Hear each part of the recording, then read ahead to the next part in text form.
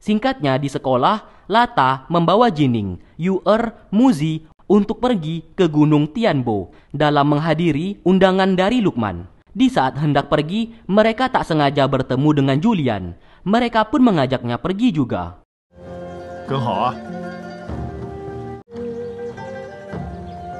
Sesampainya di Gunung Tianbo, mereka datang ke rumah bordil.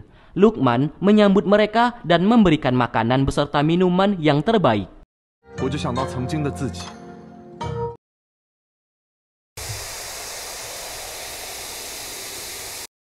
Dalam keadaan mabuk, Lata mulai berbicara sembarangan. Ia memberikan selamat kepada Jining beserta Yu'er karena berhasil berlatih pedang berpasangan, yang menciptakan sebuah teknik baru, yang dimana hal itu sangat jarang ada orang yang berhasil melakukannya. Julian yang mendengarkan hal itu menjadi cemburu dan pergi dari sana. Julian?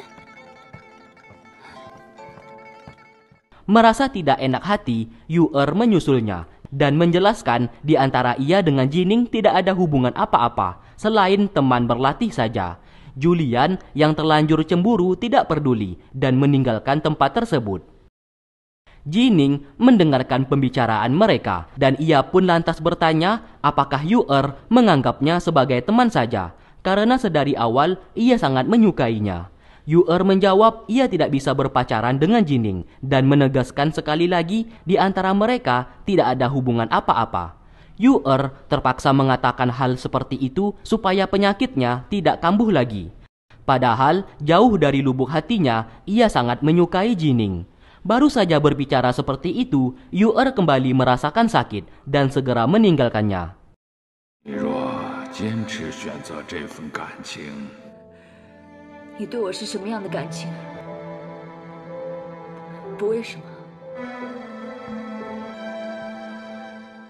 Kisah mereka berdua disaksikan oleh Lata beserta Bunga yang ikut merasa prihatin. Jining lalu tak sengaja bertemu dengan Jinong. Melihatnya di sana, ia pun mengajak saudaranya itu untuk menghadiri pesta di rumah bordil.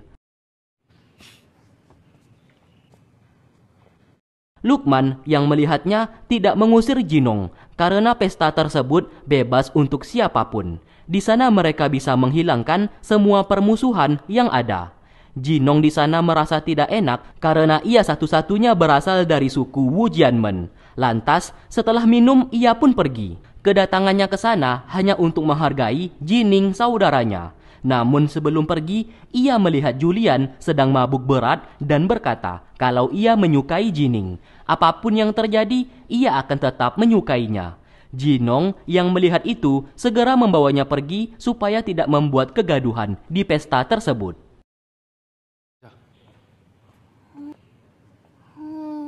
Kebetulan di rumah bordil itu, Tong bersama Suyi juga berada di sana dan sedang membahas mengenai Tong yang di saat dulu menghabisi suku Yuchi dan suku Fang, yang dimana Yu'er berasal dari suku Fang.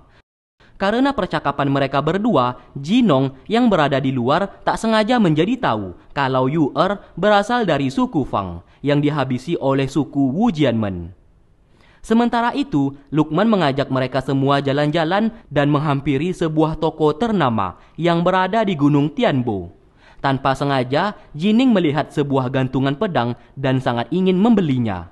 Namun, karena harganya mahal, ia pun mengurungkan niatnya itu. Tiba-tiba Bunga datang ke sana dan menyuruhnya untuk mengambil saja gantungan pedang tersebut secara gratis.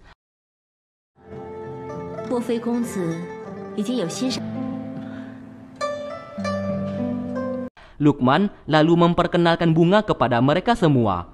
Tentu saja Jining beserta Lata sudah mengenal Bunga. Namun di sini mereka merahasiakan hal tersebut dan berpura-pura tidak kenal untuk menutupi identitas Jining beserta Bunga yang berasal dari suku Yuchi. Setelah itu, Lata menghampiri Jinong dan ia ingin membawa Julian untuk kembali ke sekolah. Sebelum pergi, ia mengingatkan Jinong harus hati-hati karena suku Wu Jianmen bukan tempat yang aman untuknya. Saat berada di sekolah, tiba-tiba di papan mading muncul perintah pendekar. Semua murid langsung berkerumun untuk melihat. Perintah pendekar itu mengharuskan murid sekolah Heibai untuk menyelidiki kasus mengenai siluman yang berada di Gunung Tianbo, atau lebih tepatnya di rumah bordil. Muzi dan Lata merasa heran karena mereka baru saja kembali dari rumah bordil dan tidak merasa ada yang aneh di sana. Namun karena perintah pendekar mengatakan terdapat siluman jahat yang menghisap energi manusia di rumah bordil tersebut, Lata lalu menemui kepala sekolah dan meminta izin untuk mengambil tugas itu. Ia bersama kelompoknya akan menyelesaikan tugas perintah pendekar. Kepala sekolah memintanya untuk berhati-hati dan harus menjaga keamanan murid lainnya, karena ia adalah satu-satunya murid senior di sekolah. Singkatnya, mereka kembali lagi ke Gunung Tianbo dan mendatangi rumah bordil. Mereka lalu duduk dan disambut baik oleh pelayan di sana yang melihat mereka datang kembali. Sesaat wanita pemilik rumah bordil mulai curiga kalau keberadaan mereka saat ini sudah diketahui oleh murid sekolah Heibai. Lantas, pemilik rumah bordil melancarkan aksinya. Ia pun menari sambil memainkan alat musik dari kecapi miliknya, yang seketika membuat semua pria di sana langsung pingsan.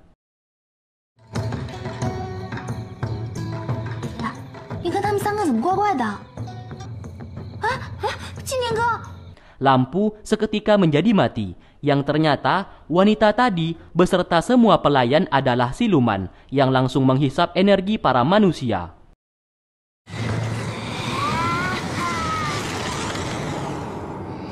Yu-er tidak ambil diam. Ia pun segera memusnahkan satu persatu siluman di sana, sementara Julian mencoba menyadarkan Jining, Lata beserta Muzi.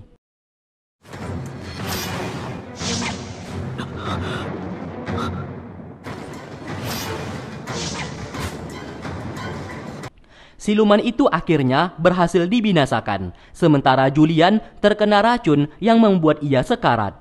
Jining dan kawan-kawan yang telah sadar kembali mencoba membantunya. Melihat kondisi Julian kritis, Jining meminta Muzi untuk membawa Julian kembali ke sekolah agar cepat diobati. Namun sayang, di saat Muzi membawa Julian, ia dibuat pingsan oleh Jinong dan membawa Julian pergi bersamanya.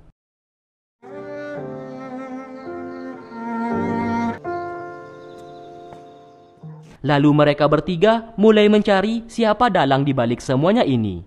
Baru saja menelusuri setiap lantai, dari belakang Lata terkena serangan. Ia pun meminta mereka berdua untuk segera naik ke lantai atas, sementara ia akan melawan siluman yang tersisa di sana.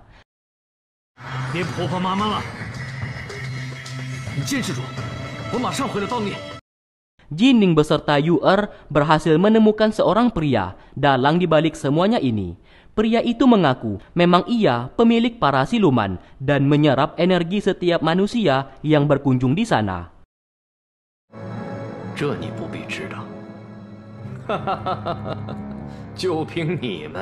Tak lama kemudian, secepat kilat, Dongki juga datang ke sana. Awalnya, pria di sana menjadi senang karena Dongki akan membantunya. Karena bagaimanapun juga, mereka berdua bekerja sama untuk Raja Dewa. Namun siapa sangka, Dongki langsung membunuhnya di tempat.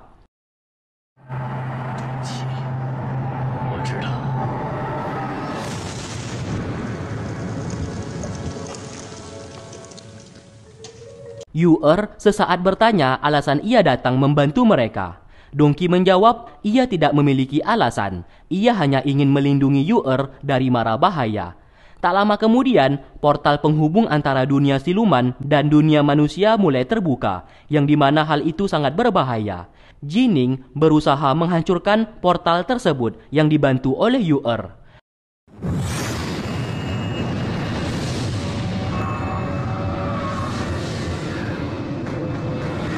Dongki yang melihat mereka berjuang akhirnya ikut membantu, yang pada akhirnya portal tersebut berhasil dihancurkan.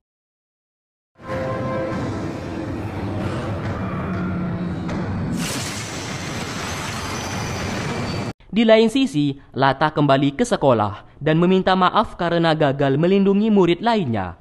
Kepala sekolah memintanya untuk tetap tenang karena dilihat dari lilin kehidupan milik Jining, Yu'er, dan Julian, seharusnya mereka bertiga baik-baik saja.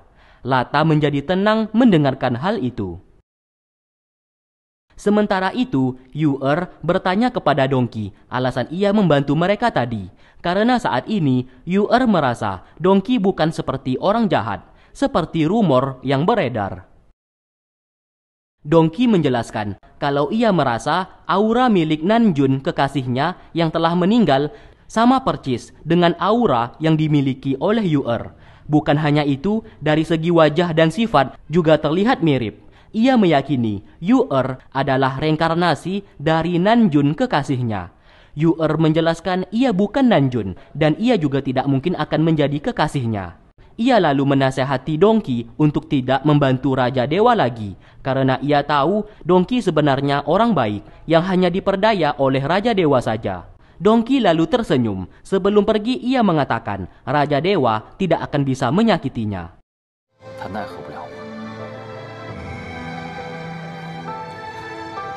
Ia lalu menemui kekasihnya dan bercerita ia telah menemukan reinkarnasi Nanjun. Saat ini ia merasa senang. Apabila tidak bisa memiliki Yu'er, setidaknya ia akan berusaha untuk melindunginya, supaya kejadian yang menimpa Nanjun juga tidak terjadi kepada Yu'er. Di lain sisi, Jinong mencoba menyembuhkan racun yang berada di tubuh Julian.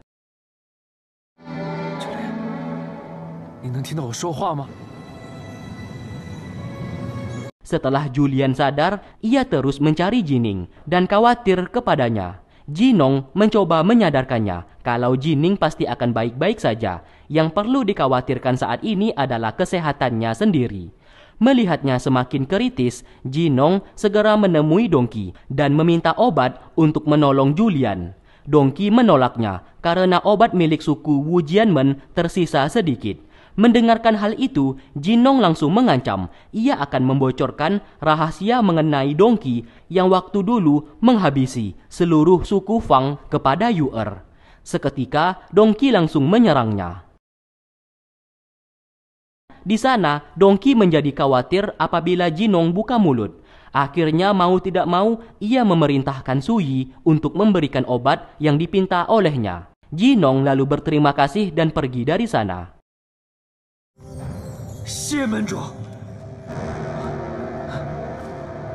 Setelah itu, Dongki kembali menemui Raja Dewa dan ia berkata mulai sekarang tidak akan membantunya lagi dan akan meninggalkan suku Wu Jianmen dan kembali ke jalan yang benar. Raja Dewa menjawab meskipun Dongki telah menemukan reinkarnasi Nanjun yang berada di tubuh Yu'er, namun ia tidak tahu kalau Yu'er memiliki sebuah penyakit yang mematikan yang sama persis seperti Nanjun.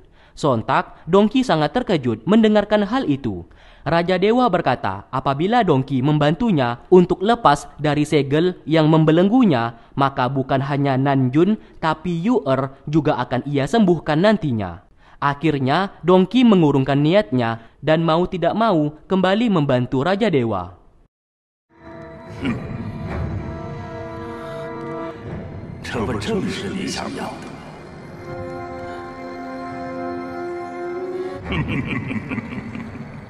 Singkat cerita, Julian akhirnya sadar kembali berkat obat yang diberikan oleh Jinong. Namun sayang, Julian justru mengira yang menjaganya sedari tadi adalah Jining. Mo Chen menjawab kalau yang membantu dan menjaganya selama ini adalah Jinong. Sesaat, Mo Chen dipinta untuk menjaga Julian sebentar. Ia pun kembali ke kamar dan menjadi sangat marah. Jinong merasa Tuhan tidak adil kepadanya, mulai dari istrinya yang tewas terbunuh, kemudian suku Ji yang tidak menganggap keberadaannya, lalu kedua orang tuanya dibunuh oleh suku Ji. Dan yang terakhir, wanita yang ia sukai saat ini justru menyukai saudaranya, yaitu Jining. Sesaat, ia melihat gulungan kitab bela diri peninggalan dari suku Xiaoyan milik kedua orang tuanya. Ia pun segera mempelajari teknik bela diri menggunakan kitab tersebut. Apapun caranya, ia harus menjadi kuat supaya takdir yang ia miliki bisa ia kendalikan sendiri. Sementara di tempat lain, Jining saat ini sedang bersama Yu'er. Ia merasa tidak berguna karena gagal melindungi Julian. Yu'er menjawab itu bukan tanggung jawabnya, melainkan tanggung jawab bersama, dan ia tidak perlu menyalahkan diri sendiri. Sesaat Jining kembali bertanya, waktu itu Yu'er sempat berkata kalau ia menyukainya. Namun sekarang kenapa ia menolaknya? Jining tidak mau dipermainkan, dan apabila memang benar Yu'er tidak menyukainya, maka mulai dari sekarang ia tidak akan mendekatinya lagi. Setelah berkata seperti itu, Jining langsung pergi dari sana. Yu'er seketika berkata kalau ia tidak bisa membohongi perasaannya, dan memang benar ia sangat mencintainya.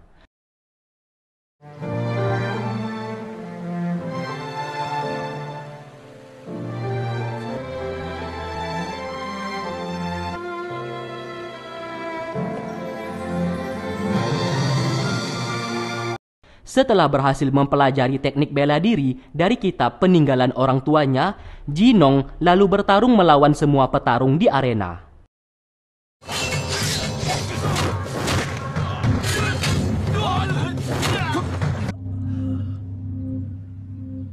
Tong yang melihatnya lalu mengajaknya berduel. Jelas di sana Tong kalah telak.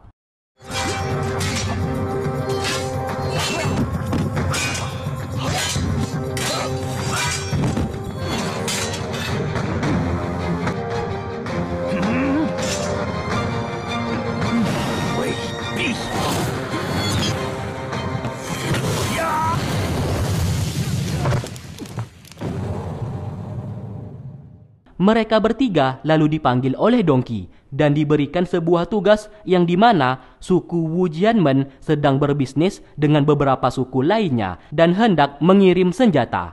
Di sana, Jinong meminta tugas tersebut agar diserahkan kepada dirinya dan biarkan saja ia yang menyelesaikannya. Dongki lalu meminta ia mengantar senjata ke beberapa suku yang telah bekerja sama dengan suku mereka. Saat kembali ke kamar, Jinong mulai melihat sebuah peta untuk memulai perjalanan. Saat ia pergi sebentar, Tong masuk ke dalam kamarnya untuk melihat rute perjalanan Jinong. Lalu di saat Jinong kembali, ia menyadari seseorang telah masuk ke dalam kamarnya, namun ia memilih diam saja. Akhirnya ia membawa pasukan untuk menyelesaikan tugas tersebut. Baru saja berangkat, tiba-tiba senjata yang ia bawa dicuri oleh sekelompok orang yang tidak dikenal dan membunuh semua pasukan yang ia bawa.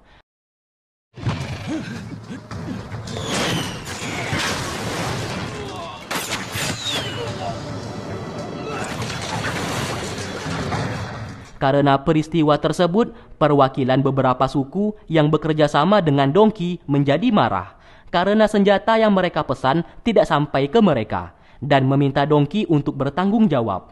Di sana Jinong akan bertanggung jawab dan meminta waktu 3 hari dan ia akan menemukan si pelaku pencurian tersebut dan mengambil kembali senjata tersebut. Apabila dalam waktu 3 hari ia gagal, maka ia siap bunuh diri. Dongki sesaat bertanya dengan cara apa ia akan menemukannya. Jinong berkata, sebelum ia pergi, kemarin seseorang seperti masuk ke dalam kamarnya dan melihat peta rute perjalanannya. Ia yang sudah curiga dari awal lalu menaburkan sebuah bubuk pelacak di beberapa senjata yang hendak dikirim. Dengan begitu, ia bisa menemukan senjata tersebut. Setelah itu, Tong menjadi panik. Karena bagaimanapun juga pelakunya adalah dirinya. Ia tidak menyangka Jinong akan sepintar itu. Apabila semuanya ini ketahuan, maka nyawanya saat ini dalam bahaya.